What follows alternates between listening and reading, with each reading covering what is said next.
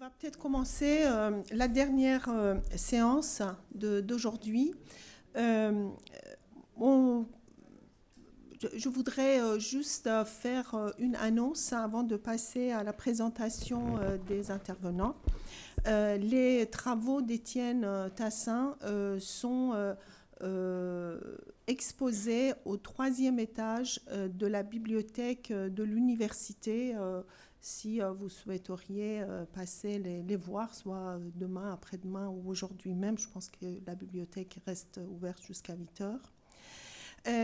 Puis, je voudrais juste très rapidement dire euh, à quel point je suis honorée de présider cette dernière séance d'aujourd'hui, de cette journée en hommage à Étienne Tassin.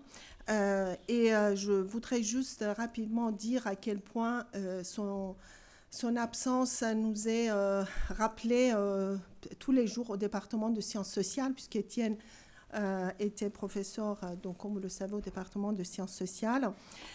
Et dire juste que deux choses. La première, c'est que Étienne, je l'ai vu en philosophe militant dès mon arrivée à l'université Paris Diderot, lorsque, sous son égide, nous avons occupé la présidence. Et pour moi, c'était un peu étrange de voir ce philosophe très respectable, mais en même temps qui, pour dire notre désaccord, procédait à cette action au sein de son université. Deuxième chose, c'est que ça n'a pas été encore dit, mais Étienne soutenait beaucoup. Peut-être que ça fait partie de ces paradoxes, soutenait beaucoup et nous a beaucoup soutenu pour la création d'un master genre à Paris Diderot qui s'intitule d'ailleurs études genre, études féministes. Donc finalement, même s'il était anti-identitaire, il a soutenu quand même le féminisme. Moi, j'aimerais peut-être une fois discuter de ça quelque part. Voilà, sur ce, nous avons changé l'ordre du programme des interventions, puisque Madame Anne Gléonec est souffrante et ne peut pas être parmi nous, mais elle a eu l'amabilité d'envoyer son texte qui sera lu par Martine Libovici. Très brièvement, je vais vous la présenter pour celles et ceux qui ne la connaissent pas. Elle est donc professeure agrégée dans l'Académie de Caen. Elle a longtemps enseigné la philosophie politique et alors invitée par Étienne, elle a aussi enseigné à Paris Diderot. Elle est chercheuse à l'Académie des sciences de la République tchèque. Elle a poursuivi ses travaux dans deux voies héritées de sa thèse de doctorat qui était dirigée par Étienne sur une refonte phénoménologique de l'analogie de corps politique, la philosophie politique et philosophie de l'histoire, et la phénoménologie du corps à partir surtout de Merleau-Ponty et de Jan Patočka. Parmi ses ouvrages, Institution et passivité, lecture de Merleau-Ponty qui est paru en 2016. Et parmi ces articles, j'aimerais citer un article qu'elle a coécrit avec Étienne Tassin qui s'intitule Anthropologie, anthropologie politique, anthropologie philosophique, un dialogue qui est paru dans L'homme et la société, et un autre article qui s'intitule Pour une autre approche de la biopolitique, une refonte phénoménologique de l'analogie du corps politique, qui est paru dans un ouvrage collectif, Le moment du vivant au PUF. Voilà, donc je prie Martine de nous lire le texte d'Anne Gléonec. Bien, alors, Anne a écrit son texte à la première personne à certains moments. Donc, à certains moments, je vais dire « je », mais ce n'est pas moi. Donc, je n'ai pas voulu transposer « Anne dit que ». Donc, j'interprète ici, je joue le rôle d'Anne Gléonec. Et j'espère que vous allez m'oublier et penser à Anne en écoutant le texte. Donc, Étienne était, vous le savez sans doute, mon directeur de thèse, et je commencerai par revenir sur ce fait, en soi étonnant, et qui me semble bien révéler la manière si particulière qu'il avait de philosopher. Fait étonnant parce que ma thèse portait sur la refonte d'une notion contre laquelle toute l'œuvre d'Étienne s'est peut-être d'abord construite de manière critique, la notion de corps politique. On sait ce qu'Arendt voyait dans cette notion, le début de la fin de la politique, c'est dire aussi un des fondements de la philosophie politique elle-même, et Étienne resta toujours attaché à cette lecture. Pourquoi alors m'être tourné vers lui, avec un projet qui avait pour ambition la refonte phénoménologique de cette analogie du corps politique? Sans doute parce que la lecture arendtienne était essentielle à mon travail, et que Le Trésor perdu est, pour son interprétation, un ouvrage clé. Et sans doute aussi, et surtout, parce que la lecture d'un ancien texte d'Étienne sur Merleau-Ponty et la notion de communauté m'avait profondément passionné. Ce texte, en effet, était la marque d'une pensée, alors rare, et qui l'est toujours, la marque d'une véritable phénoménologie politique. Phénoménologie et politique, voilà en effet deux termes que tout, a priori et a posteriori, en regard de l'histoire de la phénoménologie, éloigne, voire oppose. Comme l'a bien vu Arendt. En regard de cette histoire conflictuelle, le texte d'Étienne dévoilait une tentative tout à fait neuve que seuls à l'époque les travaux de Marc Richir poursuivaient aussi. C'est cela, cette démarche nouvelle, qui m'a fait me rapprocher d'Étienne, et c'est à sa lecture de Merleau-Ponty, à l'origine donc de notre travail commun, que j'ai décidé de revenir aujourd'hui. Une lecture multiple, parfois changeante, et donc peu aisée à synthétiser, mais dont l'importance se rappelle par le simple fait qu'Étienne choisit des mots de Merleau-Ponty pour le titre d'un de ses livres, Le maléfice de la vie à plusieurs. Or, ce maléfice, s'il est essentiel à sa pensée, c'est qu'il nomme cette forme si particulière du conflit habitant la pluralité qu'il a décrit dans tous ses ouvrages. Et ce conflit, Étienne l'a approfondi au point d'en faire le style très spécifique de sa propre pensée. J'entends, il a lui-même toujours pensé de manière conflictuelle, mais au sens positif du conflit. Et c'est d'ailleurs toujours à l'aune de ce que l'on pourrait nommer un doux conflit que nous avons travaillé et discuté ensemble autour de cette notion de corps politique, d'abord et déjà, qui en plus d'un sens nous opposait, puis autour d'autres concepts clés de son œuvre, à commencer par celui d'action. C'est sur ce concept essentiel et sur la manière dont l'hypothèse du maléfice l'a profondément remanié, et sur un conflit justement et encore de lecture de Merleau-Ponty, que j'ai choisi de concentrer mon propos. Donc, premier point, le maléfice de la vie à plusieurs. L'hypothèse du maléfice, c'est par elle qu'il faut donc commencer. L'expression même de maléfice de la vie à plusieurs, c'est dans Humanisme et terreur qu'elle apparaît, alors que Merleau-Ponty décrit et désigne une forme de régression de la pensée politique qui fera, sous la plume d'Étienne, se rejoindre Merleau-Ponty et Arendt. La régression qui consiste en la croyance en la bonne gouvernance et en l'oubli du fait fondamental pour l'action que la politique ne connaît pas de solution parce que ce qu'elle engage, c'est la condition humaine elle-même. Oui, il y a quelque chose qui manque là, parce qu'il est question de tragique. Alors là, Anne reprend le tragique donc. Le tragique, c'est donc une leçon que les Grecs avaient eux su retenir. Mais ce tragique ne signifie pas qu'il y va en politique d'un échec forcé, d'une quête vaine. Si la politique ne connaît pas les bonnes solutions, ce n'est pas dire qu'elle est vouée à l'échec, mais plutôt qu'elle est au-delà de la réussite ou de l'échec, comme elle est au-delà des intentions, des volitions et même des constitutions. Celles-ci ne sont que la surface de ce qui, j'y reviendrai, n'a trait qu'à l'institution et à sa part essentielle que la Constitution justement ignore, de destitution. Deux leçons à retenir donc de cette idée merleau-pontienne de maléfice. Abandonner d'abord le fantasme de la bonne gouvernance. Retrouver ensuite l'héritage de la vision grecque de la démocratie, ce qui va impliquer non de penser une sorte de malédiction du politique, mais bien une sorte, je cite Étienne, de malfaction ou de malfaçon, qui n'est pas nécessairement malfaisante et qui est le milieu de la vie politique.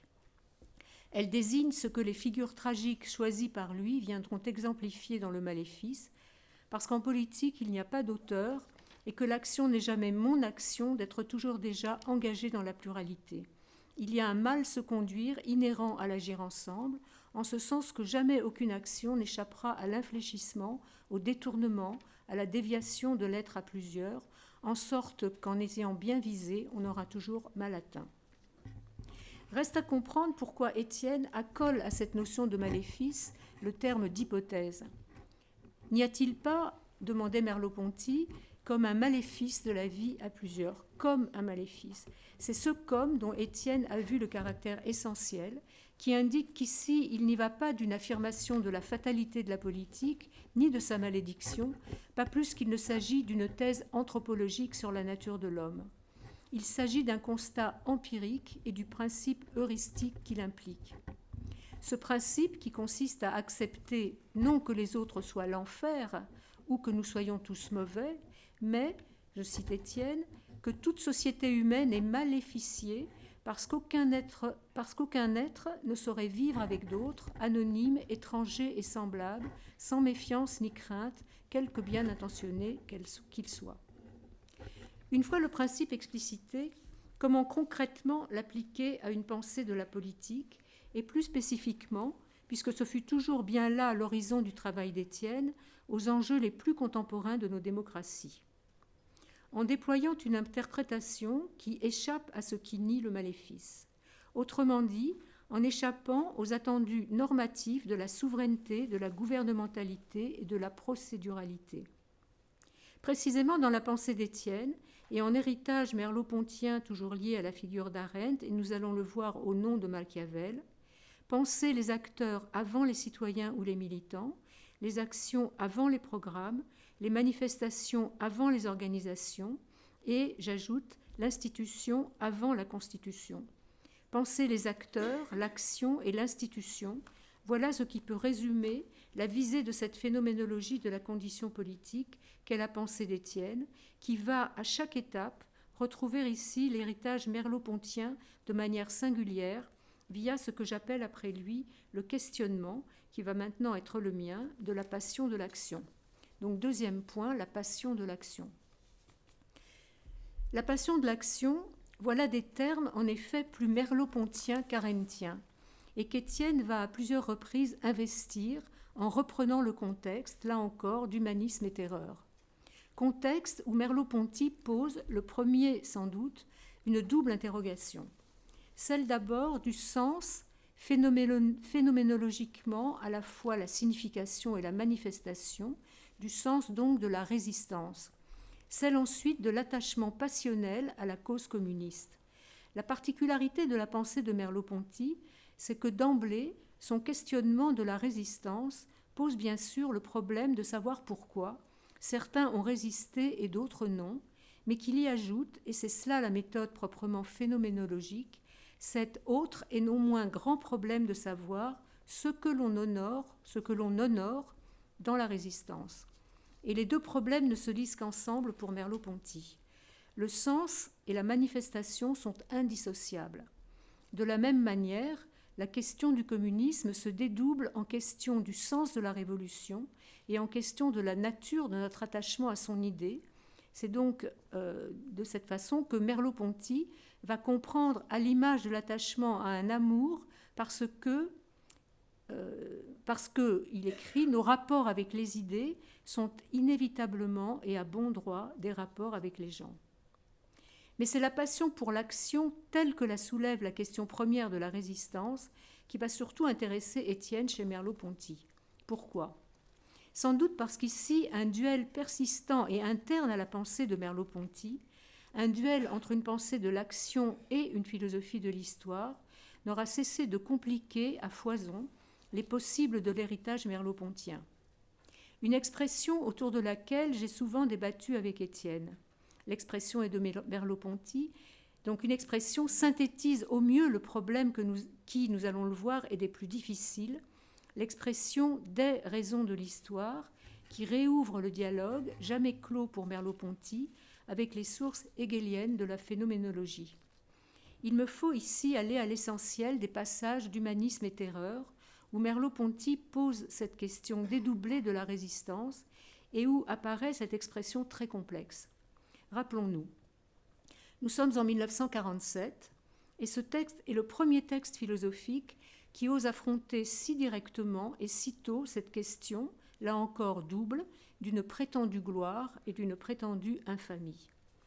Y avait-il d'un côté, demandait alors et justement Merleau-Ponty, des collaborateurs pris au maléfice, celui de l'histoire cette fois, d'une histoire qu'ils auraient tentée et dont ils auraient cru suivre la pente, la guerre perdue, mais qui se serait soudain dérobée, faisant de ses complices les instigateurs du crime qu'elle leur a inspiré, alors que d'autres, au même moment, en auraient remonté la pente, auraient résisté? Et ces autres, qui étaient-ils? Étaient-ils tout bonnement des fous qui n'auraient vaincu que de hasard dans le milieu d'une histoire qui de maléfice deviendrait en fait chaos? Ou bien, demande encore Merleau-Ponty, étaient-ce des hommes qui lisaient mieux l'histoire, qui mettaient en suspens leur passion et agissaient selon la vérité? C'est au fond autour de cette manière de poser les dilemmes de Vichy que se joue l'héritage particulier de Merleau-Ponty dans la pensée d'Étienne.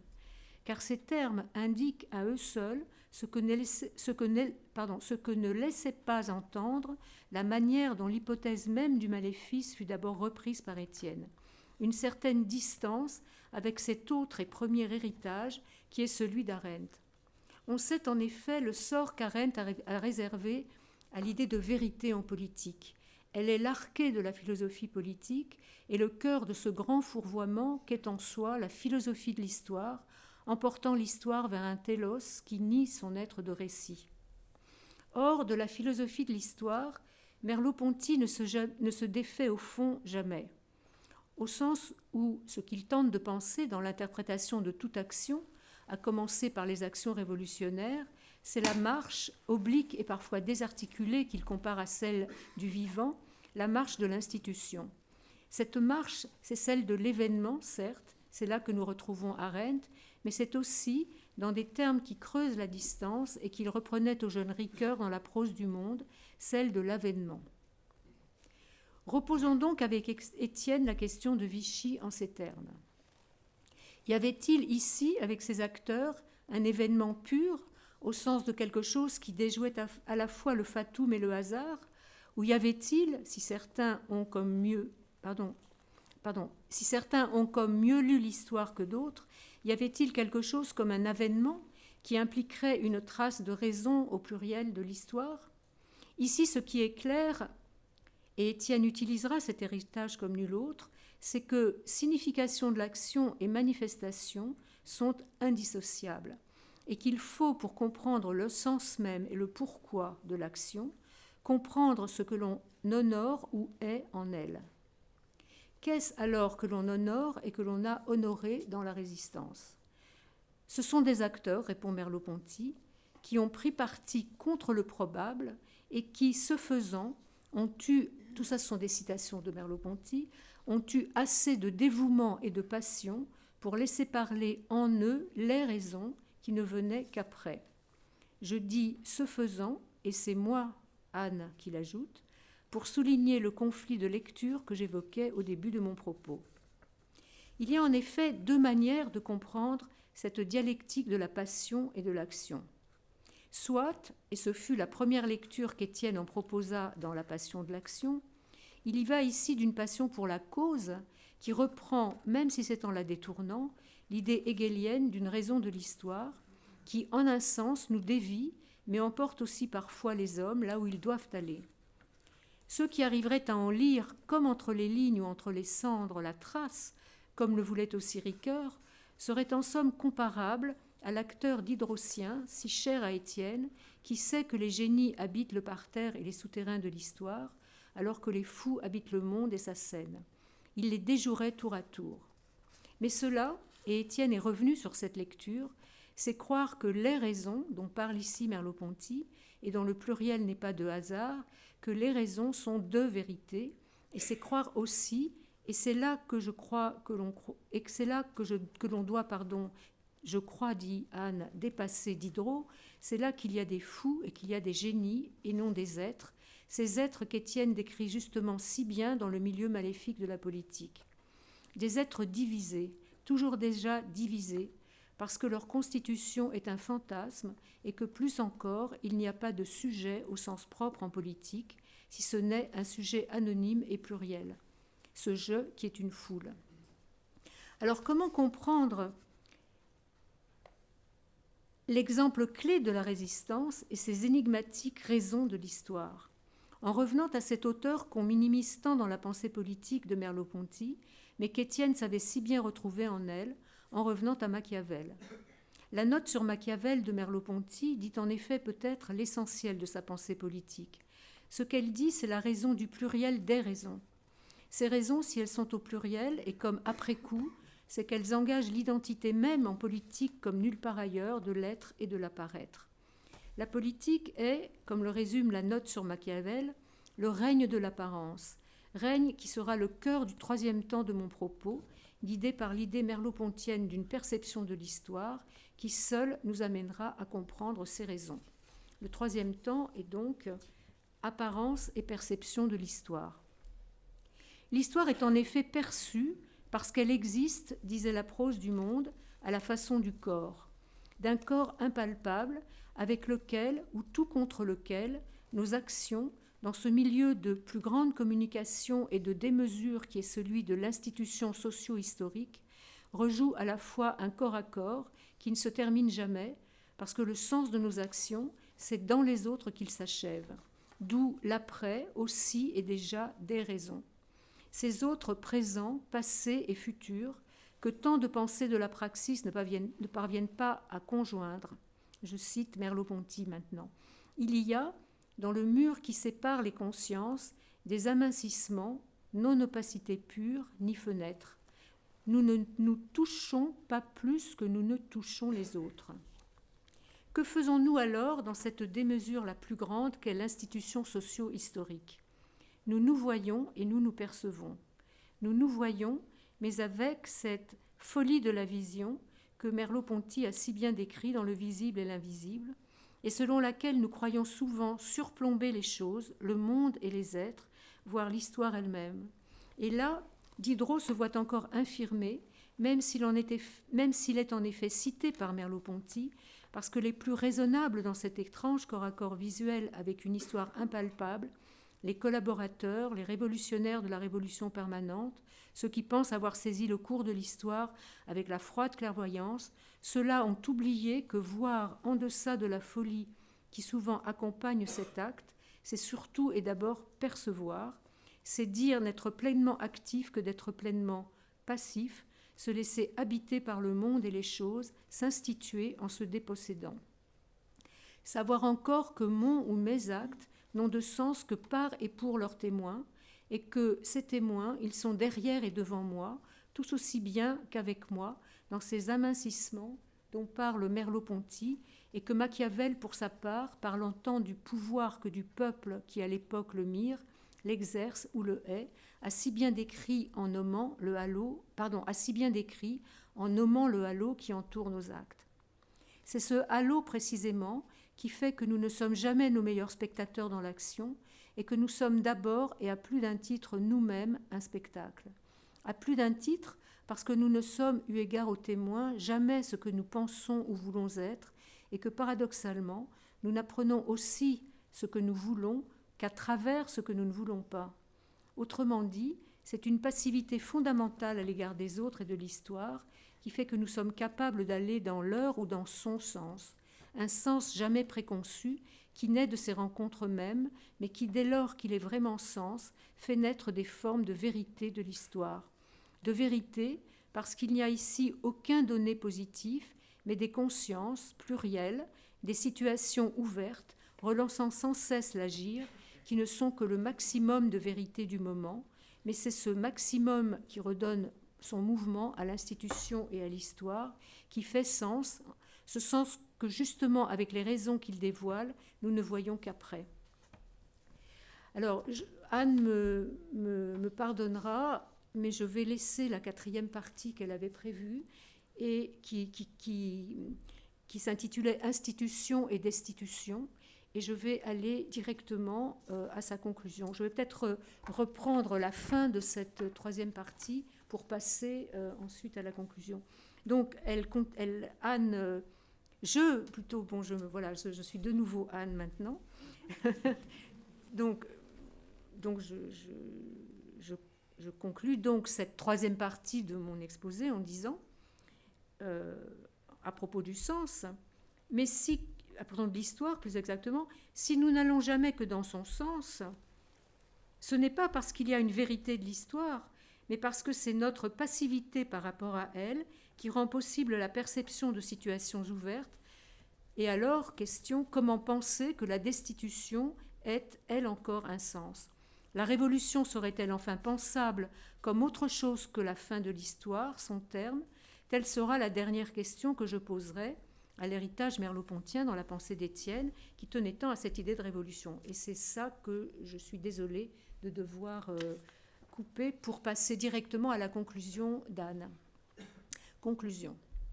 Pour conclure, je dirais que ce sont 3 lignes de force très visibles dans le maléfice de la vie à plusieurs, mais changeantes aussi dans leur interprétation, suivant la temporalité de la pensée d'Étienne lui-même, qui signe son héritage merleau-pontien, et ce que j'appellerais les infléchissements que ce dernier fait subir à 2 autres héritages clés, celui d'Arendt bien sûr, mais aussi celui de Jan Patočka. 3 lignes de force et 3 déplacements de la pensée.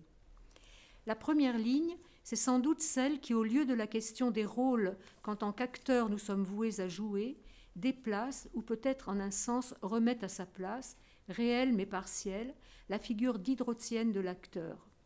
Je crois qu'à la relecture constante de Merleau-Ponty, cette dernière s'est finalement vue secondarisée dans la pensée d'Étienne comme une des figures possibles de l'acteur.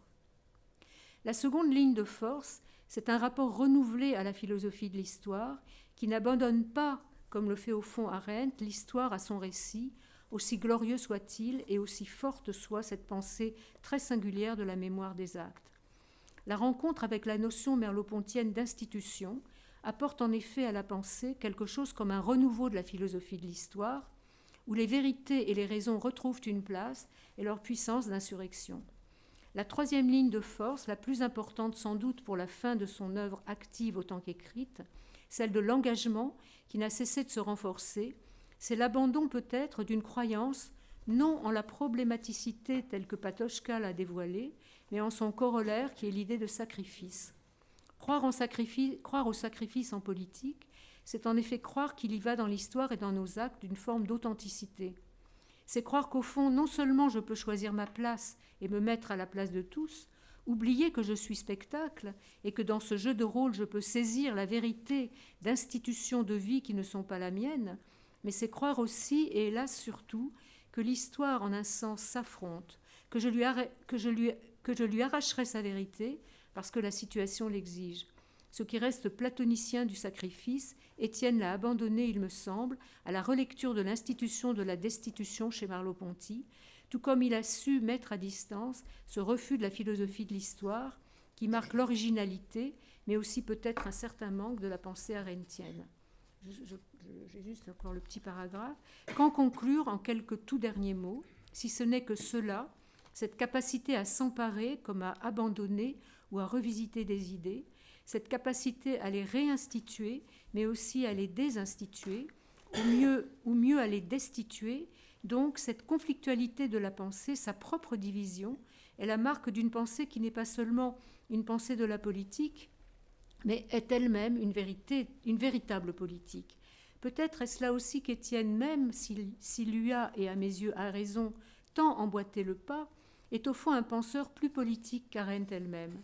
Il a su, dans l'adversité de la pensée, de l'action, de l'amitié et de la vie, dans l'adversité de l'être à plusieurs, être événement, au sens où il a su naître à chaque fois peut-être, et sans doute différemment, de s'être toujours rappelé que parce que tout comme le disait Lefort justement après Merleau-Ponty, est politique en tant que rien en nous n'échappe à la publicité. Je cite les mots ici si justes de Carole Wiedemeyer, nous pouvons naître plusieurs fois.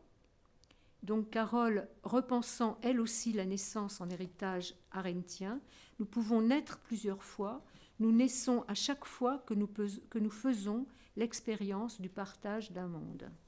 Voilà. Merci beaucoup, Martine. Merci pour cette lecture du texte d'Anne Gleonek.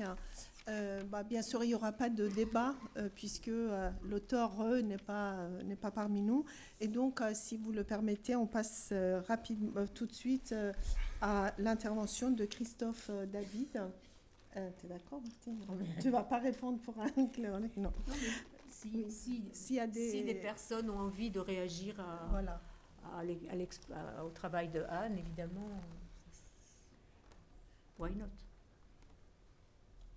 A priori, non. Mais non, pas maintenant, pas tout à l'heure. Ah oui, tout à l'heure, à la fin. Qu'est-ce que tu penses du dernier commentaire sur le fait que Merleau-Ponty vient réintroduire de la philo de l'histoire là où Arendt ne l'aurait pas? Écoute, je ne vais pas répondre.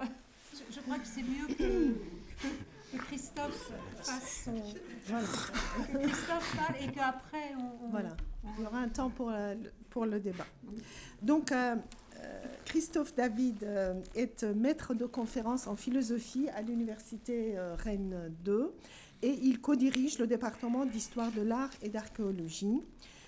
Il est membre de l'équipe Histoire et critique des arts.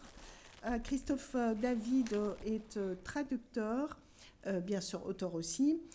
Il a traduit entre autres Benjamin, Adorno, Anders, Günther, pas le nôtre.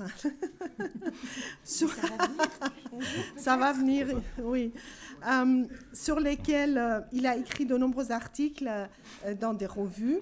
Et il a tout récemment consacré un texte dans le catalogue de l'exposition Jean Dubuffet, qui s'intitule « Un barbare en Europe » et qui a lieu au Mucem de Marseille. Est-ce que ça continue encore aujourd'hui? Oui. Jusqu'au mois de juillet, je crois. D'accord, très bien. Il aussi vient de faire paraître la traduction de la correspondance entre Arendt et Anders. Et il a bien sûr aussi publié de nombreux articles et d'autres ouvrages. Moi, je me contente juste d'en citer deux, en particulier le compte-rendu qu'il a écrit, qui est tout récemment sur justement le livre d'Étienne « Pour qui agissons-nous » ou pourquoi agissons-nous plutôt, qui est paru dans Liens sociaux. Et il est également en train de rédiger un texte sur le rapport d'Étienne à Diderot, que nous espérons voir très bientôt. Donc, Christophe, c'est à vous. Donc, bonjour. Je remercie les organisateurs du colloque de m'avoir sollicité. Je demande aussi à ceux qui ont parlé ce matin et en début d'après-midi de m'excuser de n'avoir pas été là pour les écouter, mais il fallait absolument que j'aille plaider la cause de mon département dans une détestable réunion. Donc le ton est monté tellement haut dans cette réunion que j'ai un petit souci de voix, donc je compte beaucoup sur le micro, mais ça a l'air de bien marcher, je crois que je vais y arriver. Bon, j'ai trouvé que le texte d'Anne Gleonek était vraiment très bien. Moi, ce que je vais faire, ça va être plus général, ça va être moins subtil, ça va être moins bien écrit, ça va être moins bien lu. Mais bon, peut-être un intérêt quand même. Alors, je commence. Donc malgré l'impression de tranquillité que dégage l'histoire de la phénoménologie française, sauf peut-être dans son inquiet et parfois inquiétant avatar sartrien, il lui est arrivé de traverser des moments de turbulence, des moments où des groupes de phénoménologues ont pris des virages serrés, voire très serrés, au point de finir par pousser la phénoménologie à ses limites, voire de la faire sortir de celle-ci. Alors je m'explique. Au tout début des années 90, donc en même temps que dans les locaux feutrés de l'École normale supérieure, la phénoménologie prenait un tournant théologique et plus précisément chrétien à forte coloration catholique. Elle prenait quelques rues plus loin, dans les locaux du Collège international de philosophie, un tournant politique. Le tournant théologique en question, Dominique Janicot l'a analysé dans son livre « Le tournant théologique de la phénoménologie française », un livre écrit à chaud et publié aux éditions de l'Éclat en 1991. Donc ce tournant a été opéré par Paul Ricoeur, Michel Henry, Jean-Luc Marion et Jean-Louis Chrétien. Ce n'est pas la première fois que la phénoménologie française tournait vers la théologie. Lévinas et Ricoeur déjà avaient fait tourner la phénoménologie vers la théologie au début des années 60. Le tournant politique en question, c'est un tournant qui a été opéré par Marc Richir et par Étienne. Et ce n'est pas non plus la première fois que la phénoménologie française tournait vers la politique. Merleau-Ponty l'avait déjà fait tourner vers l'histoire, puis via l'histoire vers la politique au début des années 60. Donc la collaboration d'Étienne et de Marc Richir au Collège international de philosophie a débouché sur l'organisation de 2 colloques, un sur Patočka en 90 et un sur Merleau-Ponty en 91, dont les actes ont été publiés chez Jérôme Millon et qui s'intitulent donc Merleau-Ponty, phénoménologie et expérience, et Jan Patočka, philosophie, phénoménologie politique. Donc, si j'en crois l'achevé d'imprimer, ces 2 livres qui ont été fabriqués l'un et l'autre en février 1992 sont donc probablement sortis en même temps et constituent quelque chose comme un diptyque, enfin, constituent quelque part quelque chose comme un diptyque. Et il me semble qu'il s'est joué ici, dans ces deux colloques et dans ce moment, quelque chose d'assez important dans l'itinéraire philosophique d'Étienne.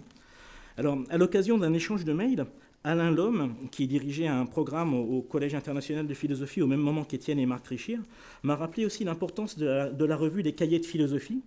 Étienne était déjà très impliqué dans la vie de cette revue avant de devenir directeur du programme au Collège international de philosophie. Donc il a monté avec Jean-Marc Besse le numéro sur Merleau-Ponty du printemps 89, qui comporte un article de Richir. Il a monté, toujours avec Jean-Marie Besse, le numéro sur Patočka de l'hiver 90-91, qui comporte lui aussi un article de Richir. Mérite d'être signalé aussi le numéro de l'hiver 92-93 sur Le Monde, de la phénoménologie à la politique, et celui de l'hiver 94-95 sur les choses politiques, dans lequel la dimension phénoménologique est très présente. Donc, au Collège international de philosophie, Étienne dirigeait un programme intitulé « Écriture philosophique et pensée politique », donc un programme placé sous la double caution d'Hannah Arendt et de Léo Strauss, et se demandant tout simplement en quoi une philosophie est-elle politique. Et Marc Richir dirigeait, lui, un programme intitulé « Phénoménologie et institutions symboliques », se demandant tout simplement qu'est-ce que la phénoménologie, et plaidant pour une refondation ni scolaire ni dogmatique de la phénoménologie. Donc c'est sur fond de tout ce travail, dans les cahiers de philosophie et au Collège international de philosophie, que le Trésor perdu donc, va prendre forme et réfléchir aux modalités, je cite, d'une élucidation phénoménologique de l'action. Donc cette élucidation phénoménologique de l'action, elle aura été la question directrice du travail philosophique d'Étienne jusqu'à son dernier livre, « Pourquoi agissons-nous ?», qui est paru de façon posthume. Donc dans ce dernier livre, il fait encore appel à la méthode phénoménologique, dont il dit, je cite, qu'elle nous enjoint de suspendre nos préjugés pour laisser se déployer une conscience neuve des phénomènes, afin de mieux, je cite toujours, prêter attention aux phénomènes de la vie politique, en tentant de comprendre en vue de quoi nous agissons. Donc, dans une lettre, Adorno dit de dialectique négative, de théorie esthétique et de l'ouvrage sur la morale qu'il comptait écrire après théorie esthétique, qu'il représente ce qu'il avait à jeter dans la balance. Ce qu'Étienne, lui, avait à jeter dans la balance en matière de philosophie, c'est ce qu'il appelle tantôt une sorte de phénoménologie, en reprenant la formule d'Arendt dans son entretien d'octobre 64 avec Günther Goss, tantôt quelque chose comme une phénoménologie, tantôt une quasi-phénoménologie, et tantôt, sans réserve cette fois, une phénoménologie politique. Alors de quoi s'agit-il ? Si Étienne commence par émettre des réserves, c'est parce que les rapports de la phénoménologie à la politique ont toujours été compliqués. Et s'ils l'ont été, ce n'est pas pour des raisons contingentes, mais parce que la phénoménologie, du moins dans sa version husserlienne et dans les versions qui restent fidèles à Husserl, est peut-être structurellement incapable d'accéder à la dimension politique de l'existence et vouée à un certain apolitisme. Alors, je ne vais pas me lancer ici dans une réflexion générale sur la phénoménologie et la politique.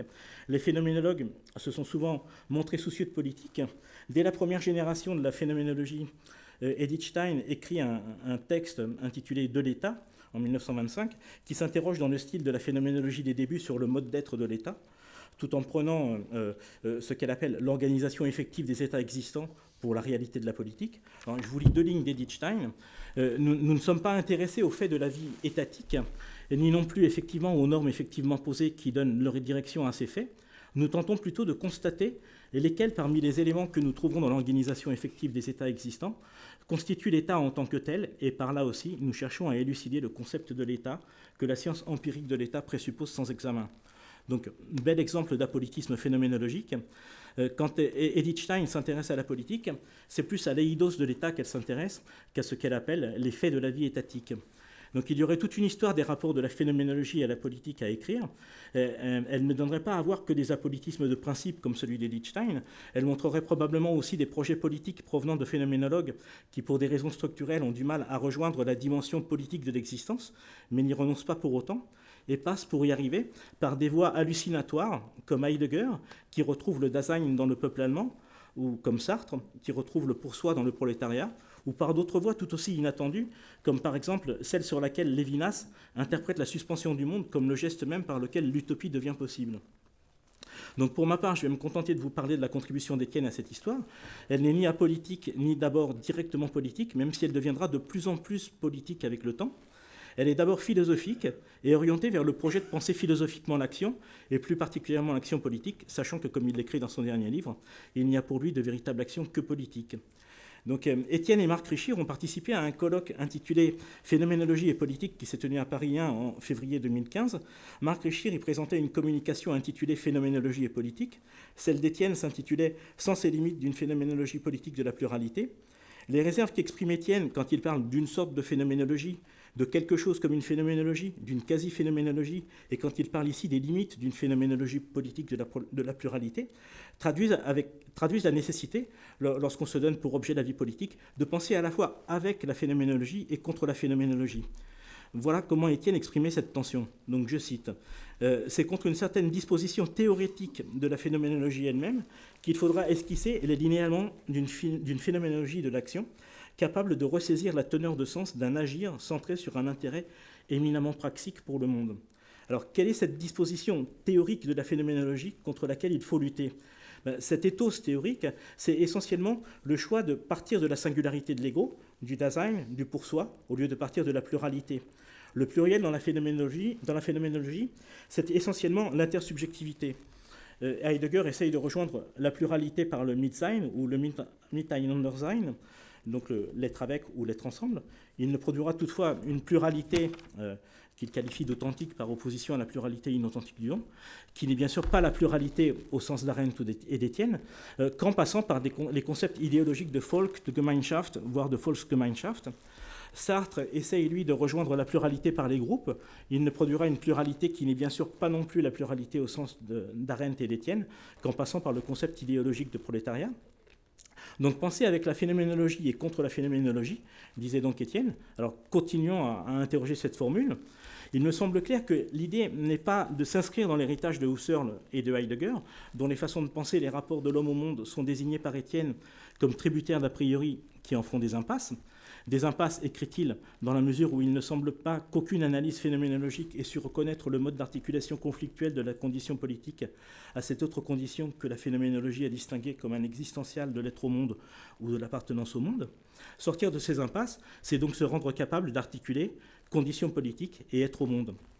Cela demande de faire des choix techniques importants, tellement importants qu'ils poussent la phénoménologie à la limite, d'où les expressions une sorte de phénoménologie, quelque chose comme une phénoménologie, une quasi-phénoménologie. Donc le premier de ces choix consiste à ne plus vouloir commencer par la singularité de l'ego, la singularité du Dasein ou la singularité du pour soi, mais par poser d'abord la pluralité. Donc je cite Étienne, « Toute action présuppose les autres, puisqu'elle a d'abord pour condition la pluralité. La pluralité, ce sont les autres. Les autres quoi ? Les autres qui ? Répond Étienne.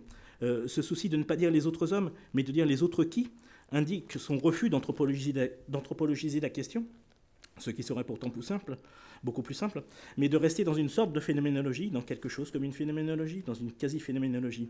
Donc on a affaire à un qui se révèle, pas à un homme-sujet qui agit. Le qui se tient dans le silence total et la parfaite passivité d'un champ transcendantal. Ce sont des expressions d'Étienne. Et Étienne distingue bien le champ transcendantal des qui et le monde commun empirique des hommes. Chaque qui se révèle dans une action se révèle dans sa singularité à d'autres qui, avec qui il forme un nous, une pluralité de singularité, la pluralité des autres. Le deuxième des choix techniques d'Étienne consiste à dire que cette révélation et toutes les autres révélations participent à la création d'un espace qui est plus et autre que l'espace de l'intersubjectivité. Il est plus car il n'est pas seulement polarisé entre deux égaux ou deux pour soi, il est autre car il n'est pas limité par la rencontre de deux égaux ou la lutte pour la liberté de deux pour soi. Il est un espace qui est un espace de pur vivre ensemble, un espace où apparaître, un espace d'apparition, un espace d'apparence. En apparaissant aux autres qui par son action dans cet espace, le qui devient un homme empirique. Dans son action révélante ou sa révélation agissante, il crée du lien, un lien qui transforme la pluralité des qui en un vivre ensemble humain. Cet espace rend ainsi possible à la fois tout lien humain et donc toute communauté de monde et toute révélation. Ça, c'est une citation de Étienne. J'ai oublié de dire je cite avant, mais c'est pas moi, c'est Étienne. Ça. Donc, troisième choix technique d'Étienne, si cet espace rend possible toute communauté de monde, on est donc d'abord dans une autre approche du monde que chez Husserl, pour qui le monde n'est commun que comme horizon de toutes nos perceptions. Et ensuite, on est dans une autre approche du monde que chez Heidegger, pour qui le Mitwelt, c'est-à-dire les autres proches ou étrangers à qui nous avons affaire, ou l'Umwelt, le monde qui nous entoure, même dans sa dimension sociale, ne sont que le lieu d'un être ensemble, pas d'un agir ensemble. Je cite Étienne, l'être ensemble n'est pas un vivre ensemble, c'est un agir ensemble. Si l'action est liante, elle ne peut l'être qu'en instituant l'espace de ce vivre ensemble humain comme l'espace d'un agir ensemble. Donc on renoue ici avec la question de l'institution. C'est la constitution des choses ou des autres devant le monde. Non, on renoue ici avec la question de l'institution. Donc c'est une question donc, qui est en provenance de Merleau-Ponty et qu'Étienne a donc redécouvert avec Marc Réchir. À la constitution des choses ou des autres devant le monde conçu comme horizon répond ici l'institution d'un monde commun dans l'action. Et donc ça, c'est quelque chose qui était beaucoup plus, qui était très bien développé dans le texte d'Anne Gléonec, donc je ne m'embarque pas plus loin dans cette affaire. Mais ce qui me semble important de préciser, c'est qu'on a affaire là à un seul acte, l'acte par excellence, et l'acte peut-être le plus vague, cet acte que les phénoménologues énonceraient de la façon suivante, j'agis, un acte qui est à la fois révélant, liant et instituant. Et c'est en agissant que je contribue à instituer un monde commun. Donc je cite Étienne, « Il n'y a de lien humain dans et par l'action qu'en raison d'une institution de ce lien qui, bien évidemment, s'entend comme une institution politique de l'espace, susceptible de voir se nouer ce lien comme lien de citoyenneté. » Donc ces trois choix techniques contribuent à façonner ce qu'Étienne a fini par appeler une phénoménologie politique. Donc cette sorte de phénoménologie, ce quelque chose comme une phénoménologie, cette quasi-phénoménologie, qui est une phénoménologie dans la mesure où elle maintient une distinction entre le transcendantal et l'empirique, et qu'il n'en est plus une, au sens husserlien du moins, dans la mesure où elle ordonne la singularité à la pluralité, enfin elle ordonne ou elle-même elle subordonne la singularité à la pluralité, et prétend instituer un monde commun au lieu de regarder le monde comme l'horizon commun de toutes les constitutions, celle des choses et celle des autres. Donc si sortir des impasses dans lesquelles se sont enfermés Husserl et Heidegger demande de faire des choix techniques importants, ce n'est pas tout. À nouvelles problématiques, nouveaux alliés. Pour articuler conditions politiques, c'est-à-dire pluralité, et être au monde, Étienne se détourne de Husserl et de Heidegger et suit cette sorte de phénoménologue qu'est Arendt, tout en redécouvrant, dans son compagnonnage avec Marc Réchir, Merleau-Ponty et Patočka. Donc le projet d'Étienne, ce n'était pas seulement le projet d'un historien de la philosophie cherchant à dire comment d'autres ont articulé une compréhension de la condition politique et un mode d'élucidation des choses mêmes hérité du projet phénoménologique, mais son projet c'était de s'atteler à son tour à cette tâche et d'articuler à son tour phénoménologie et politique dans une version utile pour aujourd'hui et pour demain. Et Étienne incarne donc à son tour cette figure du nain juché sur les épaules de géants qu'on attribue généralement à Bernard de Chartres. Donc j'imagine bien Marc Réchir faisant la courte échelle à Étienne pour l'aider à monter sur les épaules de Patočka et de Merleau-Ponty, eux-mêmes juchés sur les épaules d'Arendt, afin de lui permettre de voir plus loin qu'eux, de voir jusqu'à aujourd'hui et d'entrevoir demain. Donc Arendt semble porter cette pyramide, c'est sur elle que repose la possibilité de penser une phénoménologie politique. Deux citations d'Étienne, je vous donne deux citations d'Étienne qui donnent une idée du portrait qu'il fait d'Arendt en phénoménologue politique. La première citation porte sur les origines du totalitarisme. Donc elle dit dès l'analyse des origines du totalitarisme, Arendt s'emploie à une sorte de réduction phénoménologique qui tente de saisir le phénomène totalitaire dans son essence propre. La seconde citation, elle porte sur Conditions de l'homme moderne. Donc, je cite, « Conditions de l'homme moderne est l'un des rares exemples de la rencontre entre un essai de compréhension du politique et un mode d'élucidation des choses mêmes hérité du projet phénoménologique. » Donc, une petite parenthèse sur le rapport d'Étienne à Arendt. S'il y a toujours des voix pour dire que l'œuvre du commentateur d'un philosophe X s'apparente à du néo-X, Étienne avait fait sienne l'affirmation de Jérôme Cohn selon laquelle la philosophie d'Arendt n'est pas une philosophie politique de plus. Et c'est en tant que philosophe en rupture de tradition qu'il a choisi Arendt comme guide, sans croire pour autant donc, qu'elle aurait anticipé notre aujourd'hui et notre demain. Elle peut, selon lui, aider à les penser, du moins si on sait l'interpréter, et que, je cite Étienne, si on sait l'interpréter et qu'on ne prétend pas en user comme une clé universelle. Donc Étienne a toujours distingué d'un côté Arendt et de l'autre la doxa arendtienne qui tend plutôt à la neutraliser. Donc c'est en réfléchissant à partir d'Arendt qu'Étienne a construit donc son espace où apparaître, son espace d'apparition, son espace d'apparence, qu'il qualifie régulièrement d'espace phénoménologique pour mieux l'opposer à l'espace discursif d'Habermas. Là, le bon sens voudrait que je dise que ce que Patočka et Merleau-Ponty apportent à cette pyramide portée par Arendt, je serai bref, quitte à me repencher sur tout cela plus tard et ailleurs. Ce que Merleau-Ponty apporte à cet édifice, mais on l'a compris avec le texte d'Anne Glionec, c'est une philosophie de l'histoire, une articulation de la phénoménologie à l'histoire, permettant de penser l'action politique de façon humaniste, comme l'action des hommes, comme l'action d'hommes incarnés, et non comme celle d'un sujet métaphysique de l'histoire, un sujet métaphysique qui est donc abstrait. L'importance de Patočka, auquel Étienne a consacré un article dans les actes du colloque de 1990 et de nombreux développements dans ses livres, est différent.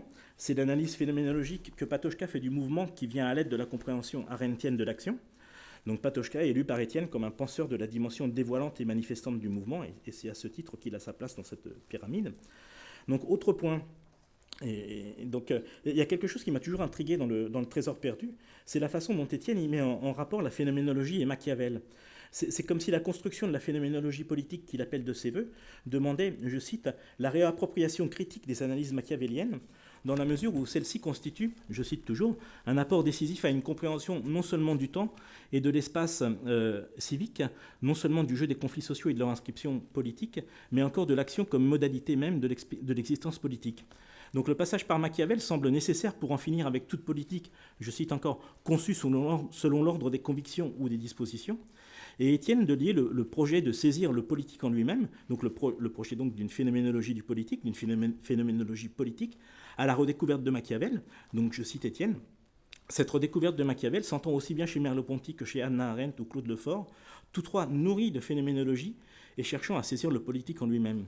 Donc ce moment machiavélien, Étienne le voit comme une mise entre parenthèses de l'illusion de l'authentique, de ce qu'il y a d'illusoire à vouloir tenir des convictions ou à rester fidèle à une disposition. Donc Machiavel est au début d'une tradition qui passe par Diderot, par Arendt, et qu'Étienne prolonge à sa façon. Donc cette tradition pense la scène de l'action politique comme un espace où apparaître, un espace d'apparition, un espace d'apparence. Tous ces représentants rapprochent la politique des arts d'exécution, par opposition aux arts de fabrication, et voient le citoyen pris dans un paradoxe parent du fameux paradoxe diderotien du comédien. Donc ce n'est pas seulement en modifiant techniquement la phénoménologie de l'intérieur qu'Étienne a travaillé à la rendre capable de penser l'action. Il a aussi cherché à l'inscrire dans une histoire de la philosophie différente de celle où on l'inscrit d'habitude. Il l'a fait de deux façons, donc en lui donnant une origine arendtienne et non plus husserlienne, heideggerienne, et en l'inscrivant dans une perspective qu'ouvre Machiavel, qui passe par Diderot, penseur si cher à Étienne, qui rejoint Arendt, et il l'a fait en s'inscrivant lui-même, donc lui, Étienne, à son tour dans cette perspective. Donc on change de repère, on repart sur de nouvelles bases, en sachant bien en outre que l'on n'est pas tenu de rester dans une orthodoxie phénoménologique, et qu'il ne faut pas avoir peur d'inventer. Donc on change les repères historiques et on invente tous azimuts. Donc quelques mots pour justifier le début du titre à rallonge que j'avais donné, qui était l'essence de la manifestation, parce que j'ai donné ça comme titre et j'ai toujours pas parlé de ça. Mais c'est-à-dire que quand j'ai rendu compte du dernier livre d'Étienne, Pourquoi agissons-nous, j'étais à la recherche d'informations contextuelles, et j'ai échangé des mails avec l'ami Anders, non pas Günther Anders, mais celui qui est dans la salle. Donc il m'a expliqué qu'Étienne avait en projet un livre sur la manifestation, un livre qu'Étienne voyait comme l'aboutissement de son travail. Donc en lisant Pourquoi agissons-nous, on voit bien ce que vise ce mot de manifestation. Donc rien à voir avec la manifestation au sens de Michel Henry. Il s'agit d'une version, selon moi, plus politisée et théoriquement plus complexe et plus riche de la révélation dont parlait déjà le Trésor perdu. L'essence de la manifestation, pour Étienne, s'organise en cascade. Pour lui, les actions dans et par lesquelles se manifestent des acteurs, un peuple, un monde commun, manifestent à leur tour la liberté, l'égalité, la parité, etc. Donc la liberté, l'égalité, la parité, etc. n'existent que tant qu'existent des luttes, parmi lesquelles des manifs, qui est aussi un des sens du mot manifestation, pour la liberté, l'égalité, la parité, etc. Alors je conclus ces quelques remarques. Ce qui est remarquable dans l'aventure phénoménologique d'Étienne, c'est, à mes yeux, la constance et la ténacité dont il a fait preuve. Mon petit jugement subjectif n'intéresse sans doute personne, mais je ne résiste pourtant pas à vous le livrer. Je trouve que dans cette aventure phénoménologique, Étienne a fait preuve d'une grande audace et qu'il s'est révélé avoir les moyens philosophiques de son audace. Bref, ce qu'il appelait une sorte de phénoménologie, quelque chose comme une phénoménologie, une quasi-phénoménologie, c'était vraiment de la vraie philosophie. Du coup, ce qui m'attriste, c'est que je suis assez persuadé, et peut-être que j'ai l'esprit mal tourné, mais je suis assez persuadé qu'à quelques rares exceptions près, il viendrait à l'idée de personne dans le tout Paris phénoménologue de dire qu'Étienne était un phénoménologue, et encore moins un phénoménologue audacieux et important. Pour ma part, moi, je suis persuadé que c'en était un. Donc voilà, c'est ça que je veux dire.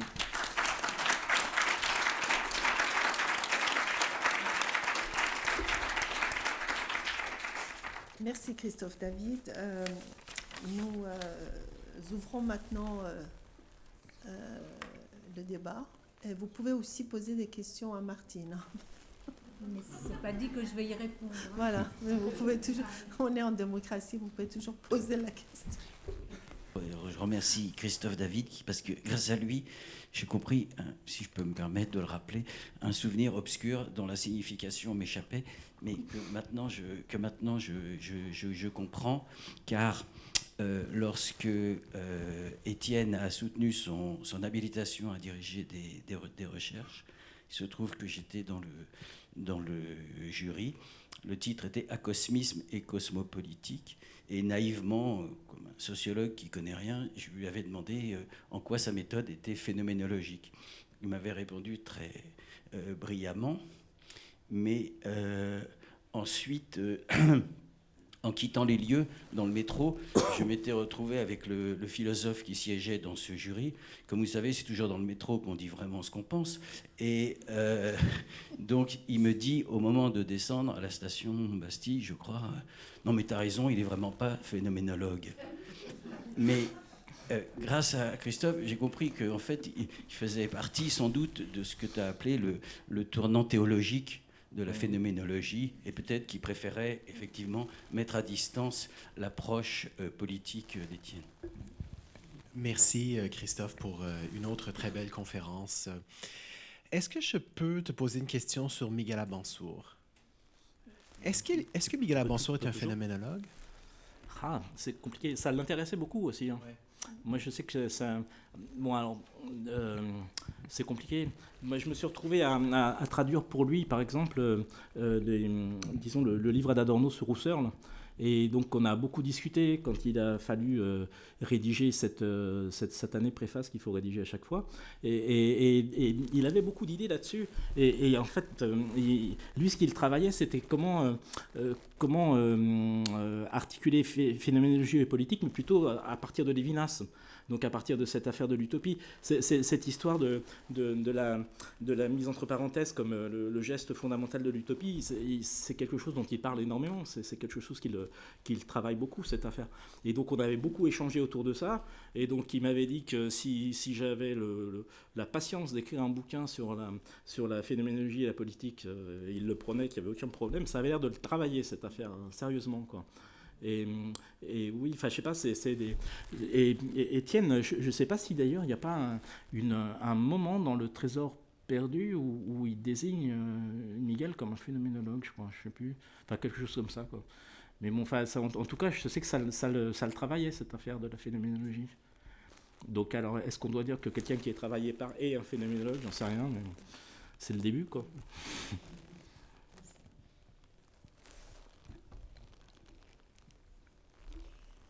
Je peux faire une remarque en mon nom propre. Oui, Anne. Non, mais là, c'est le paradoxe du comédien, là, tu vois. Non, mais je suis quand même frappée du... Bon, tu dis voilà, que la phénoménologie maintient au fond la distinction entre transcendantal et empirique, hein, c'est-à-dire qu'il y aurait comme ça le champ transcendantal des qui et l'empirique des hommes. Et là, moi, je ne pense pas que là, il y a... Enfin, là, je crois que Arendt, justement, à mon sens, s'occupe absolument pas de cette division entre transcendantal et empirique. Et que dans ce moment où Étienne écrit ça, je crois que c'est dans le Trésor perdu. Ouais. Hein. Le Trésor perdu me semble encore très pris dans, je dirais, une certaine orthodoxie phénoménologique, d'une certaine façon. Hein, c'est-à-dire justement, et puis aussi comme quand il emploie le terme épocal, et qu'il a besoin à ce moment-là de, comment dire, de toujours procéder par trois temps, et d'essayer constamment de faire se superposer cette répartition. Par exemple, il y a travail, œuvre, action chez Arendt, et il essaye de trouver cette tripartition dans les origines du totalitarisme. Et je crois qu'il s'est petit à petit... Alors c'est peut-être aussi sa formation de normalien, je ne sais pas, parce que Étienne a quand même été... il a fait l'école normale supérieure, hein, et donc il a été, comment dire... je ne sais pas comment dire, mais en tout cas il a été formé par un jeu rhétorique quand même, enfin très important pour la pensée, mais qui est quand même la marque aussi de Normal Sup. Et je crois que Étienne a passé sa vie à se défaire de ça. Et que quand on lit Le Trésor perdu, qui est un grand livre, hein, mais qui garde encore, je trouve, par exemple, le transcendantal et l'empirique, qui, à mon avis, dont Arendt n'a rien à faire, je crois, tu vois. Et quand on lit le dernier livre, je trouve qu'il a acquis une liberté. Oui, il se dégage petit à petit de ces grandes tripartitions qui l'emprisonnent encore d'une certaine manière au début. Je ne sais pas ce que vous en pensez les uns et les autres. Moi, je suis tout à fait d'accord avec ça. C'est-à-dire que dans Le Trésor perdu, effectivement, on le voit essayer de se débarrasser de Husserl et de Heidegger et justement mettre Arendt en place de fondatrice d'une autre tradition possible. Mais Arendt, justement, Étienne, lui, il est effectivement très tributaire d'un concept assez husserlien et orthodoxe de la phénoménologie au début. Mais Arendt, quand elle dit « je suis une sorte de phénoménologue », elle dit « mais pas au sens de Husserl ni de Hegel ». Mais elle, je crois qu'elle s'en fiche, quoi. C'est pas du tout son truc. Mais Étienne, par contre, lui, il tient à réintroduire cette histoire de l'empirique et du transcendantal, et à bien distinguer le qui de l'homme et tout ça. Et quand je parlais de passivité, là, il parle de ça, de la passivité transcendantale et tout. Enfin, il y a vraiment une sorte d'orthodoxie. Et c'est pas qu'après, le sens de son travail, c'est de s'émanciper de ça, quoi. Crois, ouais. Est-ce qu'on pourrait pas voir dans la pensée d'Étienne et peut-être dans les pensées sur lesquelles il s'appuie, celle d'Arendt et celle de Merleau-Ponty, enfin je connais moins Patočka, mais en tout cas chez Arendt et Merleau-Ponty, une forme de nouvelle méthode phénoménologique qui aurait attrait à un nouveau sens du mot époquet, dans le sens où l'époquet, c'est plus comme chez Husserl une mise entre parenthèses du monde et de la position d'existence ou non-existence des objets, mais une position de mise entre parenthèses de ce qui fait la tradition politique précédente. Et du coup, ce qui fait la particularité de la méthode phénoménologique, ou ce qui ferait la particularité de la méthode phénoménologique d'Étienne ou même d'Arendt, ce qui ferait la quasi-phénoménologie ou la sorte de phénoménologie, ce serait peut-être sa manière de repenser l'époquet et donc par là de repenser le monde, non plus mettre entre parenthèses le monde, mais amor mundi, et reprendre reprendre l'époquet au sens d'une méthode presque, c'est un peu bête, mais presque pas scientifique, mais d'une méthode expérimentale, de mettre entre parenthèses ce que la tradition a pu dire et faire de la philosophie politique et essayer de développer, de retrouver le sens de l'action. Enfin, je sais pas. Voilà. Je sais pas si c'est une question en fait. J'essaie de mettre un point d'interrogation. C'est une question, c'est une vraie question. Mais souvent, des mots comme réduction, ou enfin des mots du langage technique de la phénoménologie sont utilisés par Étienne dans des contextes qui ne sont pas des contextes techniques. Et quand je parlais tout à l'heure du moment où il articule Machiavel à la phénoménologie, justement, Machiavel, il le crédite d'opérer d'une certaine façon une réduction, mais une réduction de quoi ? Une réduction de certaines illusions liées à une certaine façon de faire de la politique, de penser la politique. Et du coup, on se retrouve dans une sorte de sens analogique de la réduction. C'est plus le sens de la réduction au sens technique de Husserl, où on met le monde entre parenthèses. C'est un sens analogique, à mon avis, de la réduction, où on a Étienne qui explique que Machiavel met entre parenthèses une certaine tradition de la politique. Et du coup, voilà, il y a toute une façon de réinvestir comme ça tout un langage phénoménologique dans des lieux où on ne l'attend pas forcément, effectivement. Ce à quoi Étienne renonce complètement, c'est à la conscience constituante de la phénoménologie. Et l'époqué suppose la conscience constituante. C'est-à-dire que c'est vraiment cette conscience qui met entre parenthèses ce qui lui apparaît, qui le montre pour dégager l'essence de ce qui apparaît. Et à partir du moment où on n'a plus de conscience constituante, à ce moment-là, l'époqué forcément change de sens. Ouais, ça fait partie un peu des conséquences des choix techniques que je disais tout à l'heure. Ça n'a plus lieu d'être finalement. Non, c'est une petite remarque par rapport à la condition des phénoménologues d'Avensur ou d'Étienne. J'ai l'impression que la dénomination, la déclaration d'Arendt sur qu'elle fait un peu la phénoménologie politique, c'est toujours fait par rapport à la condition les titres de philosophie politique. Donc je pense qu'elle se déclarer comme qu'elle fait en quelque sorte de phénoménologie, c'est un peu pour refuser les titres des philosophes politiques, que ce n'est pas le cas dans les contextes français et surtout dans la relation entre Miguel Avensur et Étienne Trasan, de récupérer la notion de philosophie politique mais dans sa version critique et de ne pas concevoir un peu la philosophie politique comme quelque chose de différent à distance de la phénoménologie politique. C'est un peu une chose aussi. Je dis que ce n'est pas tout à fait contextuel, mais il y a quelque chose là, je pense. Ça rejoint un peu la question précédente avec les usages qui sont faits du vocabulaire du vocabulaire, quoi. C'est-à-dire que là, on parle de réduction à partir de choses qui ne sont pas la réduction chez Husserl.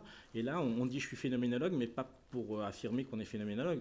C'est aussi pour dire qu'on est autre chose que philosophe politique ou des choses comme ça, quoi. Il y a des usages qui sont faits de ça aussi. Oui, la chose qui me fait un peu de bruit avec ces déplacements, c'est un peu la récupération des concepts de philosophie politique. C'est un peu la décision très aventurienne de dire je vais faire la philosophie politique.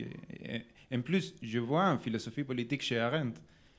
Ma question porte sur la politique performative. Bon, Étienne ne l'intitule pas ça comme ça, mais la façon dont il regarde la politique, c'est une politique performative et donc anti-identitaire, par définition.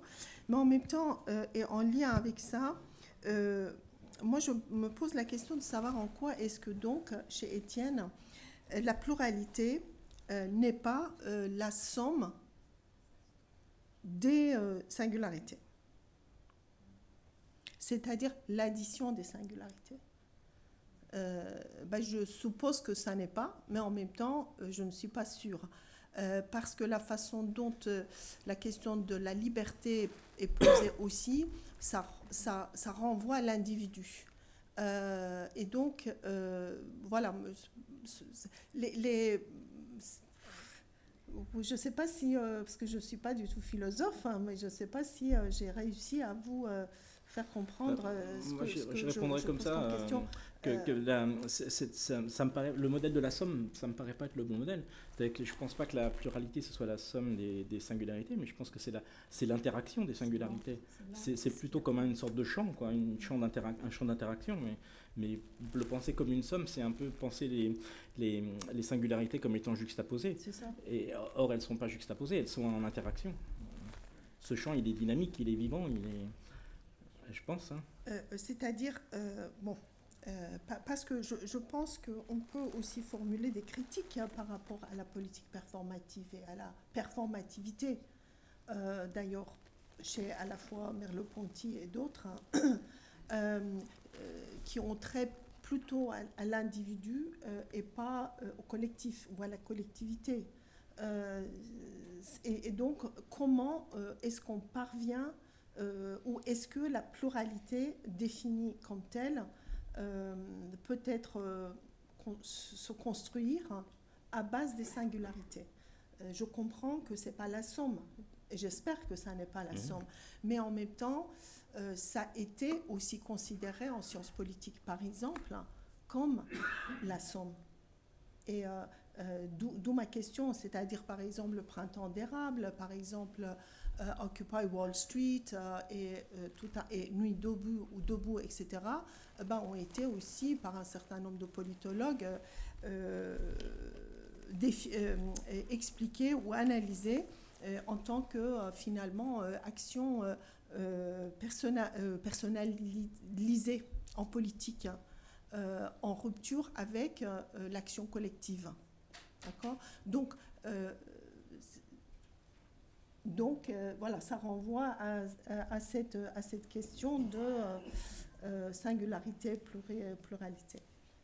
Contre Occupy, contre Nuit debout, contre les Gilets jaunes aujourd'hui, une des principales critiques, c'est que justement, c'est pas personnalisé. Il n'y a pas de porte-parole, on ne sait pas qui sont ces gens, et on les ramène alors à une foule, évidemment, de manière péjorative et négative, alors qu'au contraire, c'est exactement une action collective. C'est une action qui est pas organisée par une personne ou un parti ou quelques avant-gardes, mais c'est une action collective qui ressemble quand même beaucoup à ce que Arendt entend par l'action et ce que Étienne Tassin entendait aussi par l'action. Donc ça, je pense que c'est vraiment la chose importante. Quand on parle de pluralité, c'est à la fois un collectif pluriel qui agit, et c'est aussi dans la différence avec d'autres personnes, d'autres collectifs, que cette action peut se faire. Enfin, ça, c'est tout le développement sur l'espace entre les individus pour pouvoir agir. C'est pas une conception individuelle, on ne peut pas comprendre ça d'un point de vue individualiste. Donc là, je crois qu'on est très très loin. J'entends dire, pour préciser, en rupture avec les actions collectives, par exemple, des mouvements sociaux. Ça, on peut parler de nouveaux mouvements, mais les individus qui sont là ont une multiplicité d'identités, oui. Et ça n'est pas pour un but unique nécessairement que les gens sont là. C'est dans ce sens. Même si au final, nous, on peut les analyser comme tels, ça n'est pas nécessairement comme tel, parce qu'il y a toute une panoplie de revendications qui sont liées à peut-être les façons différentes dont ces individus se définissent, hein, en termes de groupes sociaux, en termes de genre, en termes de tout, en fait. Voilà. Mais si vous voulez dire que toute action collective qui n'est pas organisée de manière léniniste et individualiste, bon, dans ce cas-là, oui, je serais d'accord. Non, mais je caricature un petit peu, mais c'est évidemment que c'est des mouvements, je pense, enfin, je ne sais pas si d'autres personnes sont d'une opinion différente, mais dans la pensée et d'Étienne et d'Hannah Arendt, évidemment que ce n'est pas des mouvements qui sont organisés de manière hiérarchique, structurée, etc. Ça, c'est tout à fait clair. On n'est pas dans cette vieille idée que s'il n'y a pas un programme que tout le monde doit suivre en obéissant, notamment, hein, avec la dimension de la discipline. Ça, c'est clair qu'on est très loin de ça, mais ça a organisé l'essentiel de la gauche pendant 150 ans, hein, cette idée. Donc je ne suis pas en train non plus de faire un homme de paille. C'est comme des choses qui étaient très fortes, mais je pense qu'ils s'en situent très très loin, tout en n'étant pas dans une idée individualiste de l'action politique. Non, c'était pas ça ma question, mais c'est pas grave. C'est pas grave, parce que en fait, le fondement de ma question, c'est la politique performative. C'est-à-dire comment est-ce que la performativité crée ou institue la politique, hein, contrairement au mouvement précédent où l'identité était au préalable de l'action. Vous voyez ? Donc aujourd'hui, on est face à autre chose qui n'est pas l'action collective telle qu'on le concevait avant, dans les mots sociaux, hein, c'est dans ce sens. Sauf que le risque est de voir justement l'addition de ces singularités dans l'action. Voilà. Mais bon, je ne suis pas du tout... ma question n'a pas de point de vue léniniste, mais ce que je constate justement, c'est que les initiatives prises le sont surtout par les individus plutôt que par les individus qui se définissent comme appartenant à une collectivité. Cette collectivité peut se constituer ou non, d'ailleurs, du fait de cette action. Voilà. Quelque chose qui n'est pas une question, mais plutôt une suggestion. Je trouve que ça serait un très bel hommage à Étienne de le faire travailler sur ce qu'il n'a pas pu faire, puisque c'est arrivé après son décès. C'est-à-dire, je trouve vraiment que ça vaudrait la peine de discuter entre nous sur en quoi sa pensée peut nous aider aujourd'hui à comprendre l'impuissance dans laquelle nous avons été, nous, universitaires, cette année, à s'opposer à l'augmentation des frais d'inscription pour les étudiants extra-communautaires, qui est une question qui, à mon avis, est pleinement intéressée par l'œuvre d'Étienne. Et je trouve que ça mériterait, quoi. C'est-à-dire que de la même manière qu'Étienne est monté sur les épaules, des épaules, des épaules, ça serait intéressant de mettre à l'œuvre sa quasi-phénoménologie, qui est aussi un contre-feu de la science politique. Je dirais qu'il y a aussi une manière de poser la théorie en politique à nouveaux frais et différemment, aussi de la déthéologiser. Et je pense que si je dis ça, c'est que je me souviens au moment de Nuit debout de discussion, effectivement, savoir sur la question de l'échec, de la réussite, il se trouve quand même que là, je parle en tant qu'enseignant en université, nous sommes face à un échec incroyable. C'est-à-dire cette rupture d'égalité et quand même face à un silence assez assourdissant des enseignants du supérieur. Je pense notamment à l'université de Paris. Déjà, merci beaucoup et merci aussi, je rejoins bien évidemment entièrement ce commentaire-là. Je pense que c'est dans l'esprit d'Étienne Tassin, dans l'esprit des auteurs que nous sommes en train de discuter, de aussi évoquer ces questions plus liées à la praxis. Et dans cet esprit-là, je voulais juste vous poser une question sur la notion de l'institution phénoménologique.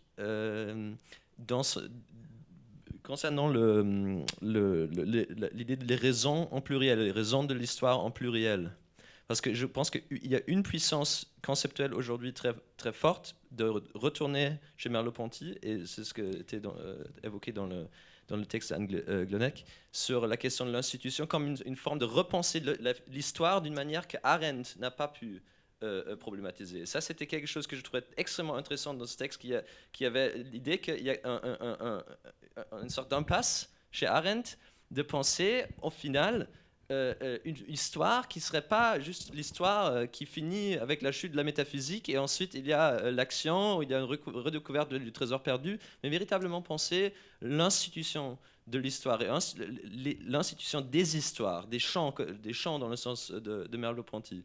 Et donc, ce qui m'intéresse, c'est que quels outils on pourrait peut-être trouver dans cette notion d'institution de Merleau-Ponty qu'on ne trouve pas chez Arendt et qu'on ne trouve pas peut-être aussi dans un sens décolonial chez Arendt. Donc je pense notamment au champ pluriel des communautés de sens, des histoires politiques, des traditions des vaincus qui sont aussi plurielles. Et aujourd'hui, je pense que pour parler pratiquement, là on a peut-être le temps, toute petite anecdote, chez les Gilets jaunes, j'étais dans une manifestation tout au début du mouvement, à côté de la place de la République, et là on oublie souvent que les Gilets jaunes au début, ils étaient extrêmement forts sur l'île de la Réunion. Et là, pour le coup, je me suis retrouvé avec un groupe de Réunionnais, Gilets jaunes, et parmi ce groupe, il y avait aussi un couple français, blanc, de campagne, comme on imagine un peu dans les représentations médiatiques, les Gilets jaunes. Et du coup, ce couple-là était avec le drapeau français et se mettait à chanter la Marseillaise. Mais personne de ce groupe de jeunes réunionnais voulait rejoindre les deux Gilets jaunes campagnards à chanter la Marseillaise. Du coup, ils se sont mis à chanter du rap en créole réunionnais. Et au final, c'était le couple français blanc de campagne qui était en quelque sorte poussé à apprendre les paroles du rap réunionnais. Et c'était ça un moment pour moi qui, genre phénoménologiquement, on pourrait dire c'est un croisement des chants en quelque sorte. Il y a le chant du drapeau français qui appelle les nouveaux recommencements, mais il y a aussi d'autres traditions qui peut-être sont exprimées dans le chant de sens qui est dans ce rap-là, qui se croisent, qui s'entrecroisent. Et je pense que là, notamment, je voulais vous entendre peut-être sur la question justement de la pluralité dans ce sens-là, parce que je pense que c'est ça aussi qui fait la force aussi d'Étienne Tassin, peut-être contre Arendt, qui est dans un récit au final très eurocentrique, où on peut quand même trouver des outils chez Merleau-Ponty, peut-être de penser l'histoire en pluriel, les histoires en pluriel. Non, simplement, je peux répondre peut-être sur Arendt. C'est-à-dire que votre exemple est très, très intéressant. Hein. C'est-à-dire que ce qui est important dans l'histoire que vous racontez, c'est la relation entre ces deux groupes. Bon. Et c'est là où peut-être, il faut aussi se souvenir qu'il y a, comme par exemple quand Arendt, et là, peut-être je pourrais, là il y a eu entre Étienne et moi sans doute enfin, je sais pas, on peut pas parler de divergence, mais de sensibilités différentes. Hein. C'est-à-dire que moi, j'ai prêté beaucoup d'attention, par exemple, au fait et de signification que Arendt, quand elle se présente en public, elle se présente comme une juive. Et qui es-tu? Enfin, elle raconte pendant longtemps, quand on me demandait qui es-tu, c'est-à-dire non pas qui suis-je. Et donc, c'est pas justement la question de l'intériorité, que suis-je, mon identité, etc. Mais j'apparais comme, alors pas seulement une juive, mais quelqu'un avec un accent, qui parle anglais avec un accent allemand, qui a été élevé pendant plusieurs années en France, etc. Donc il y a quelque chose du quoi qui passe dans le qui arendtien, me semble-t-il. Hein. Et là, dans votre histoire, c'est exactement, au fond, quelque chose qu'on peut interpréter à partir d'Arendt, parce qu'il y a une façon, au fond, de faire passer dans qui je suis quelque chose. Alors, c'est Joël Roman, ce matin, qui évoquait le donner. Hein, et je crois que la dimension de donner est extrêmement présente chez Arendt. Ouais.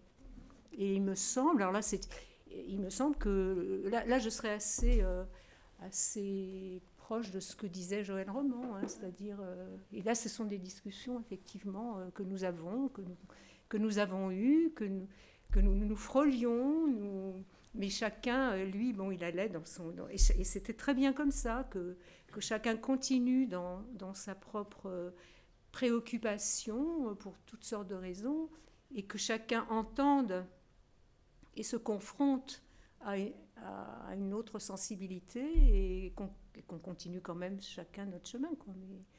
Donc effectivement, moi je crois que là, parce que la pluralité, Azadeh, c'est pas une addition, c'est ce qu'il y a entre, c'est un entre, la pluralité. Et donc elle est, comme disait Roberto Esposito, irreprésentable. C'est-à-dire que, par exemple, où est la pluralité ici, entre nous? C'est dans cet espace qui commence à s'effectuer du fait que nous apparaissons les uns aux autres et que nous nous parlons, et qu'il y a un espace entre nous qui est absolument unique dans son empiricité, justement, mais qui dépend du fait que nous apparaissons les uns aux autres et que nous parlons, et que ce qu'il y a entre nous est immaîtrisable, indéfinissable, et que personne ne peut le créer. Il se fait entre nous. Ben, c'est ça la pluralité. C'est ça, aussi l'action performative. Mais pourquoi performative? C'est ça, performative, parce que ça veut dire qu'il n'y a pas d'identité ou, si tu veux, acteur qui existe avant l'action. Et donc, le fait de se retrouver quelque part ensemble peut nous créer, nous défaire. C'est d'ailleurs ça ma question, parce que moi, en fait, je ne dis pas, et ma question était comment faire pour que la pluralité ne soit pas la somme ou l'addition des singularités. Parce que moi, je pense comme toi. Non, je pense comme toi. Il faut la laisser se faire. Il n'y a rien à faire. Mais on existe, on est des êtres humains, c'est-à-dire qu'on a quand même des identités.